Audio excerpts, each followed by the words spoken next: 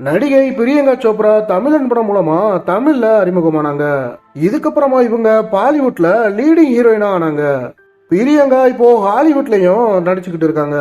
இப்படி இருக்கும்போதுதான் சிங்கர் நிக் ஜோனஸ லவ் பண்ணி மேரேஜ் பண்ணிக்கிட்டாங்க பிரியங்கா. தமிழ்ல தமிழன் படத்துக்கு அப்புறமா இவங்க வேற படம் பண்ணல. அப்புறமா குவாண்டிகோன்ற வெப் சீரிஸ் மூலமா ஹாலிவுட்ல என்ட்ரி ஆனாங்க பிரியங்கா. பிரியங்கா கடைசியா சிட்டாட்டன்ற வெப் சீரிஸ்ல நடிச்சிருந்தாங்க.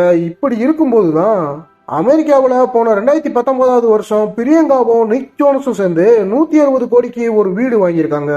அந்த வீட்டில் 9 bedrooms, 9 bathrooms, gym, theatre, swimming pool அப்படின்னு எல்லா வசதியுமே இருந்திருக்கு. அத வீடுன்னு சொல்றதுக்கு பதிலாக பிரியங்கா நிக்கோட உலகம்னே சொல்லலாம். அந்த அளவுக்கு அந்த வீடு இருந்திருக்கு. 4 வருஷமாவே பிரியங்கா அப்புறம் நிக் இந்த வீட்டில தான் இருந்திருக்காங்க.